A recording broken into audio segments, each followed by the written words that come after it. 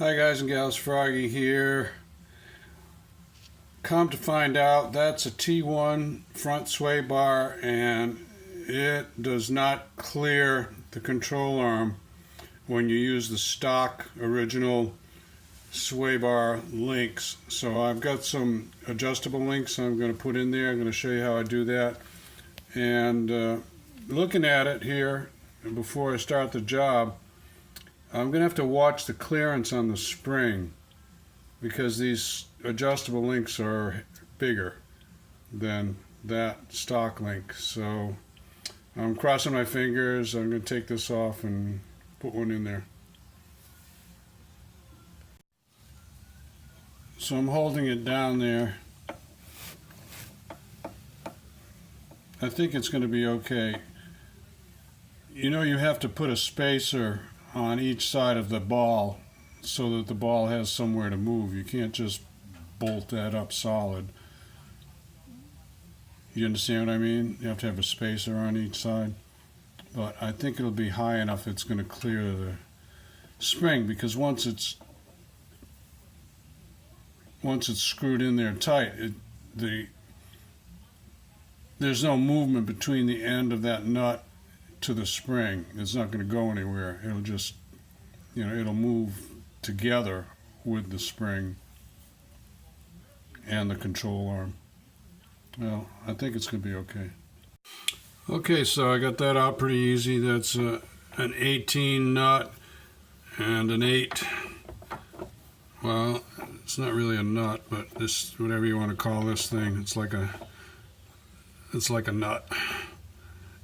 8 and 18 for the big one, and that should come right out.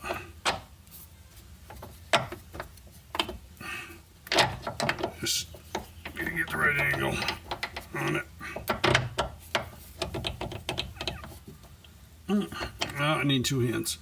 Yeah, best way to get that out is leave one in all the way and then get the other one out, and then you're all set. So I'm going to set these adjustables about not quite a ½ inch longer, but more than a ¼ inch. So maybe 5/16 longer to clear right there. That's what we're trying to clear. Got plenty of room up here. I think I'll take this these brake cooling ducts out until I figure something out. Probably just a different offset on the wheel, because they're hitting just a little bit. I've got some 315 Rival-S tires on the front of this, so just so I don't ruin these, I'll just take that off. Okay, I got a little extra sidebar here for you, and I should probably make this a separate video maybe, but to get this brake duct off, that's 10mm right there, but then there's a little plastic pin that holds it in there. So you have to take this closeout cover, 2 pop fasteners there, and by pop fasteners I mean these things. You have to pull the pin first and then get under that part there and pull the rest of it out. You understand? See how that works? And then 1, 2, 3, 4, 5 of these Torx. I think it's Torx. It's that right there. Torx or a star. Anyway, once you get that, there's your little, right there. There's your little fastener that holds the rest of this in. So don't just bust it off. It's not that much work to get to it this way, okay?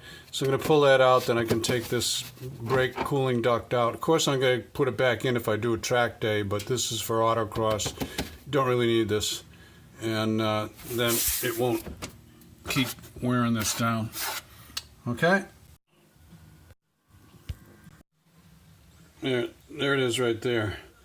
If I were you, I'd get a little case of these things because they're not that good to use over again. Some guys use them over again, but you can buy like 100 of them for $10 of assorted sizes. So if you want to do that. These I don't mind using over again as long as you don't destroy them when you take them out. They work pretty good.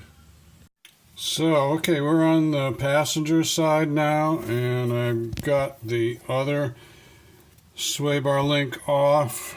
And remember, you have to have both sides off so that you can move this before you start putting in the adjustable ones.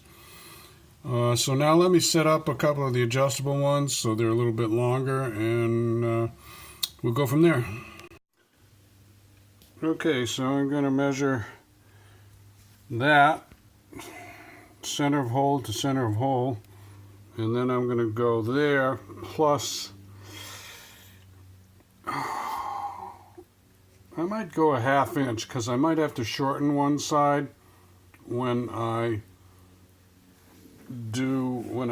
take the preload out of it. I might have to shorten or lengthen. Probably I can do either one to make them equal. Also, I want to lengthen the bar a little bit because it's a pretty big bar, and adding to the length softens the bar. Probably you guys and gals all know that. So it's 82 millimeters line to line, and a millimeter, no, yeah, 82 millimeters, right. And a ½ inch is 12.7 millimeters. So I'll probably go 92 millimeters on the adjustable ones. And a full turn on this is about 2 millimeters. So there's 92 right there on the top one, and I'm showing you one taken apart at 92 just to show you how much thread engagement I have left on that, which is plenty. Okay, set them both at 92. I'm going to lock the lock nuts, and probably about 50 pounds would be good. Well, okay, so I had to fight a little bit with it, but there it is. So I've got spacers on either side of the balls. I told you had to do that. I've got a lock nut on this nut and bolt. Bottom side is good. It clears the spring. It looks like it clears everything, and this is the passenger side. It clears up there by almost a ½ inch, just about what I calculated. And I've still got room to move it 1 or 2 millimeters to take the preload out. That's another video I'll do. I have to have it up on ramps. It has to be loaded. One thing I do like about this new C6, remember on the C5s how you had to stick the key in the ignition and turn it and unlock the steering wheel every time you wanted to move the steering around? Well, you don't have to do that with this. I don't know when the steering wheel locks, or even if it locks. I'm not sure. Maybe it's only when you put the actual lock button on. But anyway, just throw that in for a little side note. Got to go back and do the driver's side. Okay, so that's it. Driver's side is done. I torqued them to 60 pounds. I'm not suggesting to you what to torque to because these are special adjustable links, different size nuts and bolts than what you have, so look it up, do your due diligence. And I've got clearance on both sides, and now I'll put it up on the ramp and just tune out any preload if there is any. There might not be any. This car is pretty squared up. So give me a thumbs up or like. This helps you out. Subscribe to my channel if you want more from Froggy. And be safe, have fun. See you later. Froggy out. Bye.